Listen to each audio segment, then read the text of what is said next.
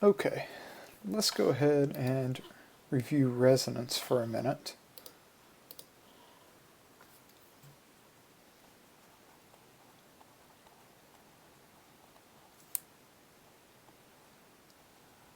There's two basic systems that you want to be aware of.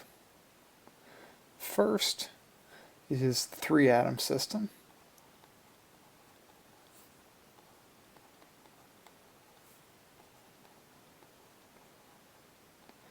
Okay, so this is generally your allylic carbocations, allylic carbanions, things like that. So here we have a pi bond next to a positive charge. So think of this positive charge as sort of a hole on this carbon that's missing electrons. It would like to have electrons.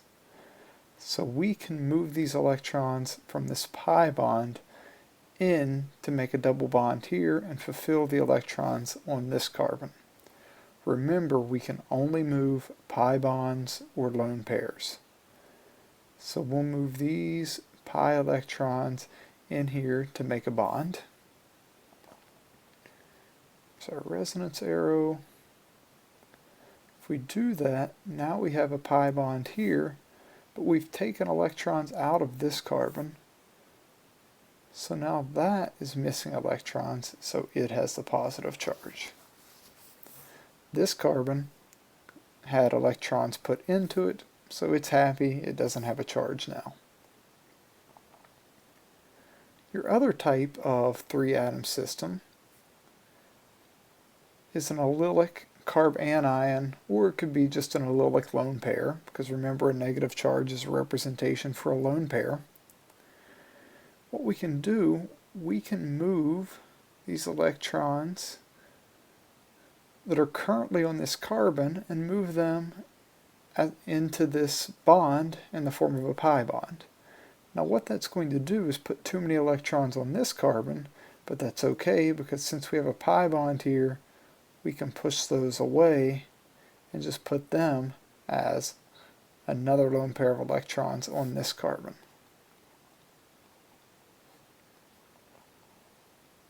So we ended up with a double bond here, and now if we moved those over onto this carbon, this has excess electrons, so a negative charge there.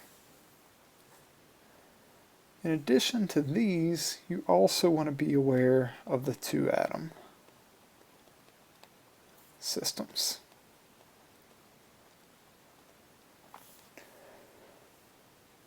The first type of 2-atom system is when you have a lone pair next to a positive charge. So maybe we have something like this.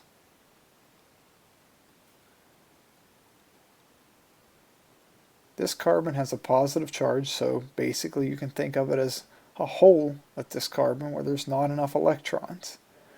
This nitrogen has a lone pair, so it can donate these electrons or share them in the form of a pi bond.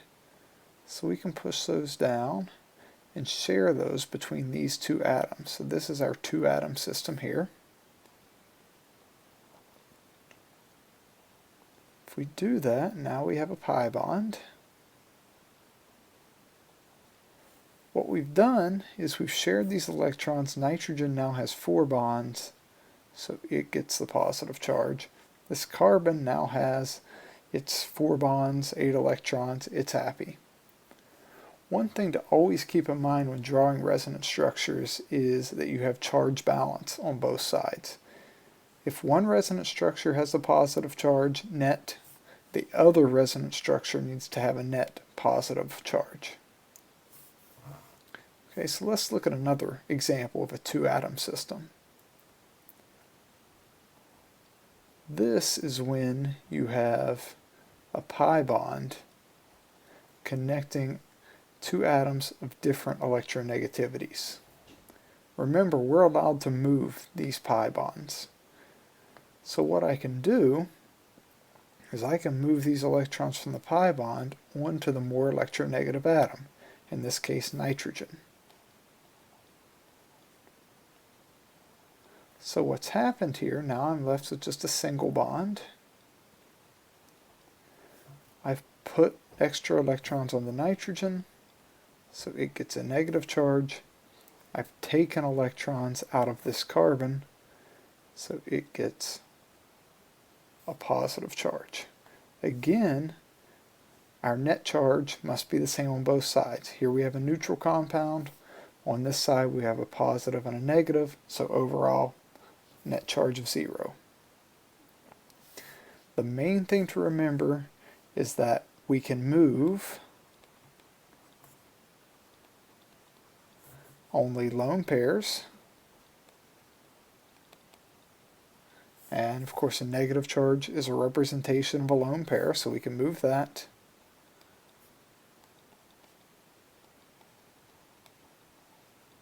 Or we can move the electrons in a pi bond. We can't move atoms.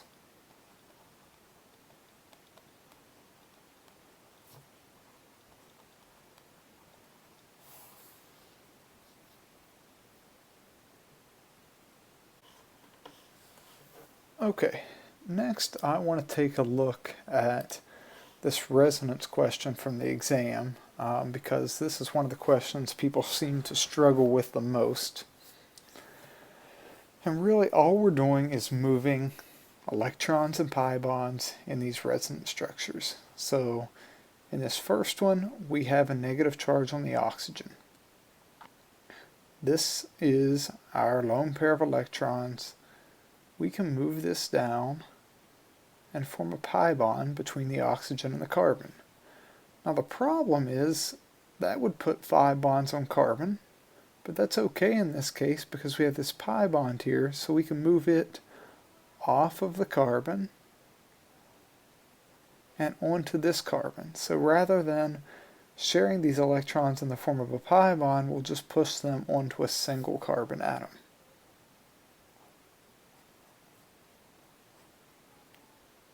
When we do that, we get this resonance structure. So here's our double bond to the oxygen, and now we get a negative charge over here. Okay, on this next one, what we're going to do is first just look at this 3-atom system that contains these 2 carbons of the pi bond and the carbon with a positive charge. Think about this positively charged carbon as essentially a hole in that carbon where there's not enough electrons. So we can move electrons from this pi bond over like that, okay, and that'll put these pi electrons into a pi bond between these 2 carbons.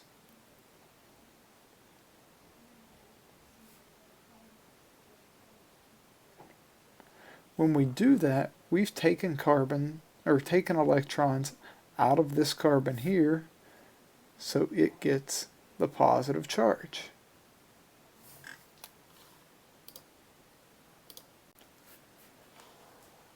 So what we've done here is we've filled this carbon with extra electrons, so it now no longer has a charge.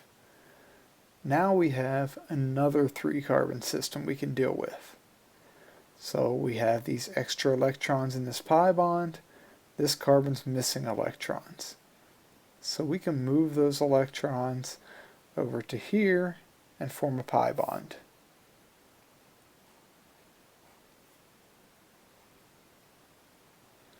So we get a pi bond here,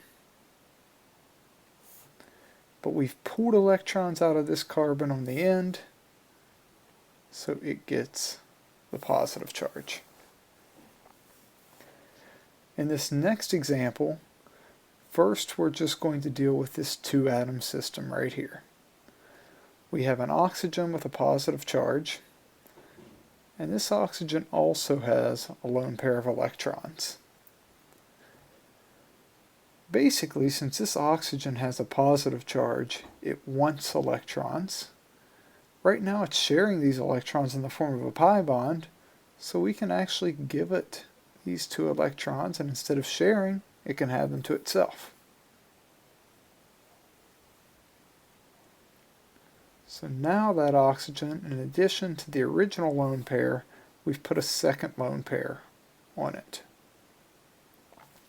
And now oxygen has its 2 bonds and 2 lone pairs, so it has a 0 charge. But we've pulled electrons out of this carbon, so that carbon gets a positive charge because it doesn't have enough electrons. Now we have this 3-atom system we can work with. We have a site that doesn't have enough electrons, but we have pi electrons over here that we can move over. So we can move those into that bond.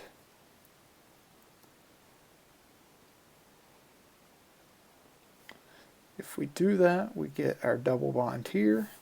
We've pulled electrons out of that carbon, so we get our positive charge there. In our last example, we have a lone pair next to a pi bond. It's really no different than this example in A when we used a negative charge next to a pi bond. Remember, a negative charge is just a representation of a lone pair, so it's no different. We're going to move this lone pair down and form a pi bond between the nitrogen and carbon. Again, what happens, we get too many electrons on this carbon, so something has to push away, and we'll push off these pi electrons and push them down as just a lone pair on that carbon. When we do this, we get a double bond between the nitrogen and carbon.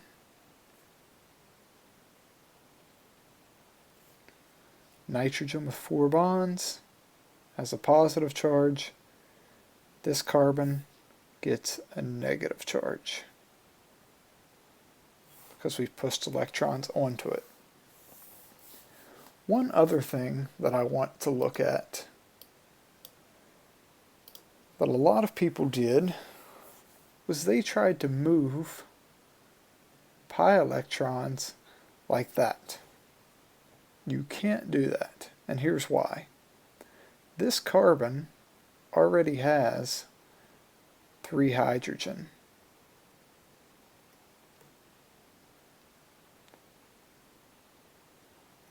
If we were to move those pi electrons to form a double bond here, that would give this carbon 5 bonds. You can't do that. We can only move electrons toward a carbon that has a positive charge because it doesn't have enough electrons, or we can move electrons toward a carbon that has a pi bond because those electrons can be pushed away. You can't move electrons towards a carbon that just has 3 hydrogen like this because there's nothing to push away, and you cannot move atoms.